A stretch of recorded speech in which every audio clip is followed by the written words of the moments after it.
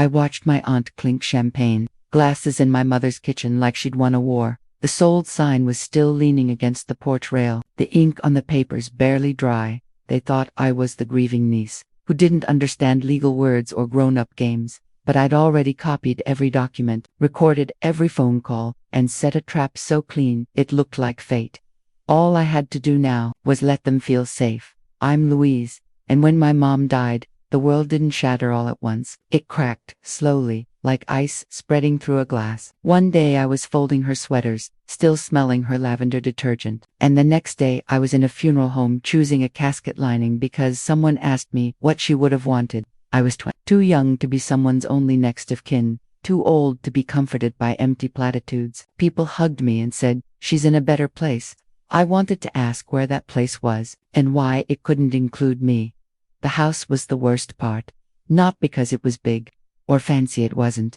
But it was hers, a small 2-bedroom with a pale blue porch swing, a garden she fought weeds for every summer, and a narrow kitchen where she'd hum old songs and pretend she didn't notice me stealing shredded cheese from the bowl. That house held her fingerprints in places no one sees. The corner of the hallway wall where she always brushed past, the living room window she cleaned every Sunday morning, the chipped tile by the sink she swore she'd replace next year. And then, for days after the funeral, my Aunt Vanessa showed up with pastries and paperwork. Vanessa had always been a little too polished, like a woman who practiced smiling in mirrors. She wore black that fit her perfectly, not funeral black, but expensive grief. She brought her husband, Greg, who was the kind of man who laughed too loudly at his own jokes and called everyone kiddo. Like it was friendly instead of condescending. "I'm here for you, sweetheart," Vanessa said, pressing a box of lemon tarts into my hands. "Your mom would want me to help." I didn't trust the word help coming from her mouth, but grief makes you tired, and tired makes you polite. She sat at the kitchen table like she belonged there. Greg leaned against the counter, eyeing the cabinets like he was already planning renovations. "We need to talk about the estate," Vanessa said gently. I blinked. "There isn't an estate. There's a house," Greg added, "and some accounts." "My mom didn't have much," I said. My throat tightened around the words, defensive on her behalf. Even though she couldn't hear me, she worked hard for what she had. Vanessa gave me a look that was almost pity. "Almost, exactly, which is why you shouldn't have to handle this alone. Probate is messy. And honestly, Louise, you're emotional right now." I stared at her. "I'm grieving." "Yes," she said, like that proved her point. "So let me take this burden. We'll handle the legal stuff. You can focus on healing." The pastries sat between us like a bribe. I didn't know much about probate. I knew my mom had told me once, half joking, "If anything happens, the house is yours. Don't let Vanessa talk you into anything." At the time, I'd laughed. Vanessa can't talk me into buying a different brand of cereal. My mom had just looked at me for a long second and said, "You'd be surprised what people can do when you're hurting." Now I felt that warning rise in my chest like smoke. "I'm not signing anything," I said.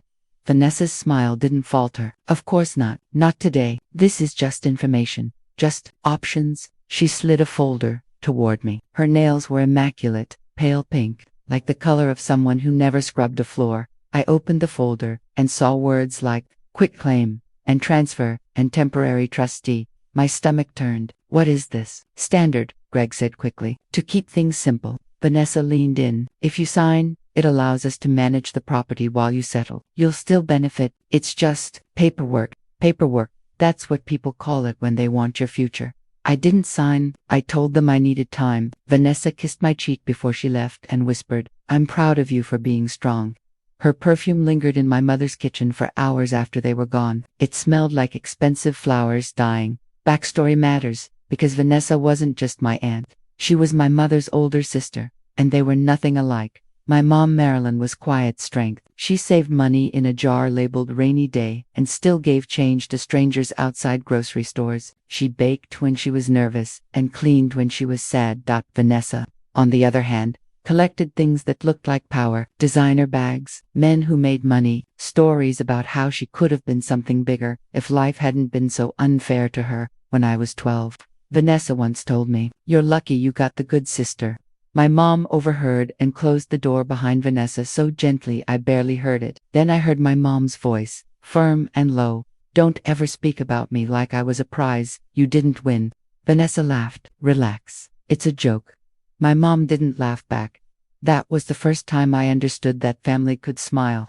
While holding a knife, a week after the funeral, I went to the bank to close my mom's small savings account. I brought the death certificate and my ID, expecting tears and paperwork. Instead, the bank clerk frowned at her screen. This account was emptied 2 days ago, she said.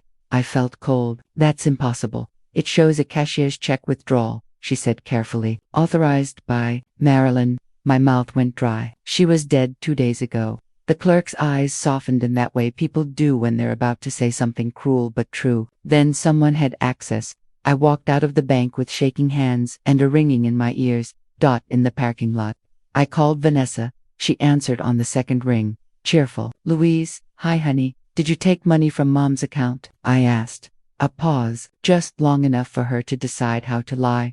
Oh, sweetheart, she sighed, suddenly tired. I didn't want you to find out like this. My heart pounded. Find out what your mother owed us, Vanessa said softly. From years ago, we lent her money when she was struggling. That's not true, I snapped. My mom never borrowed from you. Of course she did. Greg's voice cut in, as if he'd been listening the whole time. Don't be naive. Adults do adult things. My hands curled into fists so tight my nails hurt. You forged her signature. Vanessa clicked her tongue. Louise, don't make this ugly. We're family. Family. They always say it like it's a shield. I hung up without answering. Then I sat in my car and cried so hard my chest hurt. Not because of the money, my mom didn't have much in there, but because it meant they were willing to reach into her coffin and steal whatever jewelry they could. And if they could take her savings, they could take her house. That night, I didn't sleep. I walked through the house, touching things like a blind person learning a room, the bookshelf, the porch swing, the kitchen counter where she had rolled pie crusts. I kept hearing Vanessa's voice. Don't make this ugly. I found my mom's old filing box in the closet bill, insurance letters, warranties for appliances that didn't exist anymore. And at the bottom, in a sealed envelope, was a handwritten note. Louise, if Vanessa ever shows up with papers, call a lawyer before you do anything. I'm leaving the house to you. I'm sorry I didn't trust my own sister, but I'd done single quotes to love. Mom, I pressed the note to my lips like it could answer everything. Then I did exactly what she told me. The next morning, I met with attorney Rachel Hart. Rachel was in her 30s, sharp-eyed with a voice that didn't waste words. She read the folder Vanessa had given me and made a sound between a sigh and a laugh. This is not standard. Rachel said, this is predatory. My throat tightened. Can they take the house? Not if you don't sign anything, Rachel said. But there's something else. If your mother's will isn't filed, they might try to claim she died intestate. And if they already forged a signature at a bank, she didn't finish the sentence. She didn't have to. Rachel helped me file the will that day. It was simple. The house to me, a small donation to an animal shelter, a line that made me swallow hard. To my sister Vanessa, I leave my forgiveness, because she needs it more than I do.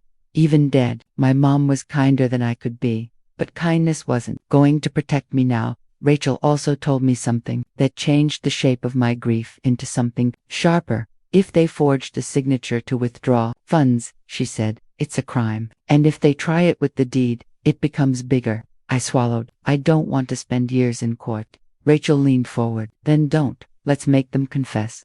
Here's the thing no one tells you about revenge. It isn't rage all the time. It's planning, quiet, patient. It's swallowing your pride so you can watch someone else dig their own grave. Rachel's strategy was simple. Gather evidence, set a trap, let them reveal what they'd done without realizing.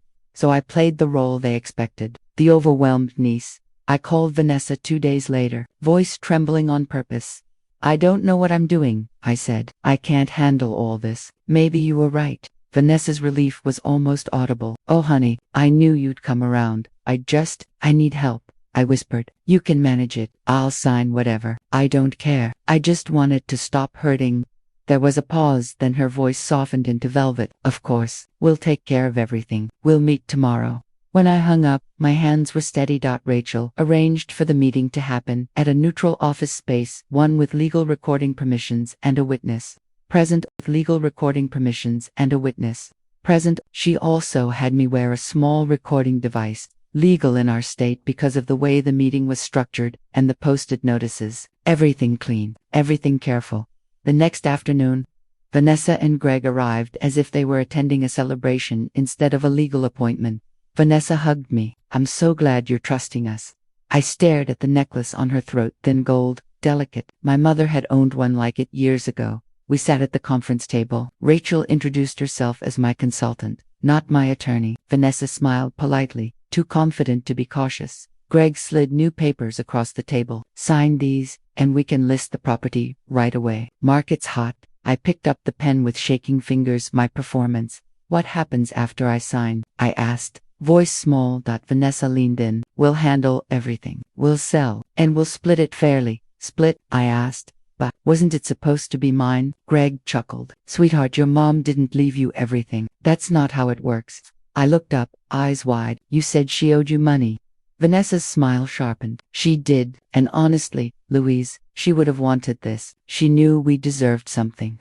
Rachel tapped her pen. Just so I understand, are you saying you already took funds from the deceased's account as repayment? Vanessa waved a hand. That was just reimbursement. Marilyn signed the authorization before she passed. My stomach twisted. Even though this was what we needed, I asked quietly, when did she sign it? Vanessa blinked. The week before. She was sick. That's strange, Rachel said, because the bank record shows the withdrawal happened 2 days after her death. Greg scoffed. Banks are slow. Paperwork lags. Rachel nodded slowly. And the signature? Vanessa rolled her eyes. Look, why does this matter? She owed us. We took what we were owed. End of story. Rachel smiled, then not kindly. And that's when she slid a printed document onto the table. It was a copy of my mother's filed will. Vanessa's eyes darted over it. The color drained from her face like someone pulled a plug. Greg leaned forward, reading. What is this? It's the will, Rachel said. Filed with the court. The house belongs to Louise. Vanessa's voice turned brittle. Marilyn wouldn't. She did, I said, and my voice wasn't small anymore. She left it to me. Not you. Not Greg. Not anyone else. Vanessa's hands trembled as she stared at the page. And, Rachel added, we have the bank's fraud department investigating the withdrawal. The timeline you just confirmed in recording doesn't help you.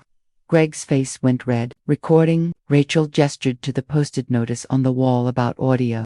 Documentation for legal consultations. Vanessa stood up so fast her chair scraped. You set me up. I stood too, meeting her eyes. No, Vanessa. You set yourself up when you thought grief made me stupid. For a moment, the room was silent except for Greg's heavy breathing. Then Vanessa's expression shifted, anger flipping into desperation. We're family, she hissed. You'd ruin me over a house. I stared at her and saw something clear. She didn't feel guilty. She felt inconvenienced. I said, quietly, you ruined yourself over a house. The legal part wasn't instant magic, but it was swift enough to feel like justice. The bank opened a fraud investigation. Rachel filed an emergency injunction preventing any sale attempt. Vanessa and Greg tried to backpedal, claimed misunderstandings, claimed my mom promised them things. But the recorded admissions and the bank timeline were louder than their excuses. 2 weeks later, Vanessa called me crying. Not the delicate crying from movies. The ugly kind. The kind that wants sympathy as a currency. They're charging us, she sobbed. They're saying it's felony fraud. Louise, please, please, I'll pay it back. I'll give you the house. Just tell them to stop. I held the phone, listening, and felt something surprising. Not satisfaction. Relief, because my mom had been right. Because I hadn't failed her. Because the house would stay in the hands that loved it. I can't stop the investigation, I said. But you can tell the truth. Vanessa's sobs turned into silence. Then, coldly, you think you've won. I looked around the kitchen, the same chipped tile, the same sunlight slanting through the window. I don't think it's a game, I said. I think it's my mother's life, and you tried to steal it. I hung up.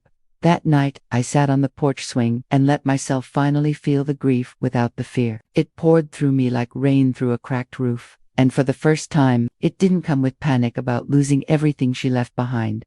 The twist came a month later. A small envelope arrived in the mail. No return address. Inside was a single piece of paper and a key. The paper was from Vanessa. It read, he made me do it. I'm sorry. I stared at the words until they blurred. I wanted to believe it, the way you want to believe any explanation that makes betrayal hurt less. But, Rachel had warned me, people rewrite history when consequences arrive. Still, the key bothered me. I recognized it. It was my mother's old safety deposit box. Keitha one she'd mentioned once, years ago, and then never again. Rachel accompanied me to the bank. We opened the box together. Inside was a small bundle of letters tied with a ribbon, a few old photos, and one handwritten document, not a will, not legal, just a letter. My mom's handwriting filled the page. Louise, if you're reading this, it means I'm gone, and Vanessa is probably trying to take what isn't hers. I'm sorry. I wished it wasn't true, but I've known for a long time. I put these letters here because they're proof of who she is, and because I wanted you to know. I didn't leave you just a house. I left you the truth. Love always, Mom. The letters were from Vanessa, years of them masking for money, manipulating, threatening to expose my mom as an unfit parent if she didn't help her. One letter even mentioned forging things in the past, like it was casual. My hands shook as I read them. My mom hadn't just anticipated betrayal, she'd documented it. Rachel looked at me quietly. Your mother protected you. I swallowed hard. She tried. Rachel nodded. And you finished it? Vanessa and Greg's marriage didn't survive the fallout. Neither did their image in the family. People who'd once said, but Vanessa means well, went quiet when the fraud charges became public record. Greg tried to blame Vanessa. Vanessa tried to blame Greg. In the end, they both blamed me. Because it's easier to hate the person who holds a mirror than the face reflected in it. I didn't go to family gatherings that year. I didn't need to watch people whisper. Instead, I rebuilt. I painted the porch swing the same pale blue. I replanted my mom's garden with lavender and rosemary. I fixed the chipped tile by the sink, not because it bothered me, but because I wanted to choose what stayed and what changed. One evening, I invited my closest friend, Harper, over. We drank tea in the kitchen, and she watched me stare at the wall like I was listening to something. You okay? She asked softly. I nodded. I think so. What are you thinking about? She asked. I ran my finger along the countertop. I'm thinking, revenge didn't feel like fireworks. It felt like locking the door. Harper's eyes softened. That's still a win. I looked around my mother's kitchen, and for the first time since the funeral, it felt like mine without feeling like theft. It is, I said. It's peace. If you've ever been betrayed by someone who shared your blood, I want you to remember this. Grief can make you vulnerable, but it can also make you awake. Protect what matters, ask questions, and don't let anyone convince you that love means letting them take from you. And if this story hit you in the chest, the way it hit mine, to tell it, take a second to like, subscribe, and share what you would have done in the comments. Would you have forgiven them? Or would you have done exactly what I did? Or would you have done exactly what I did?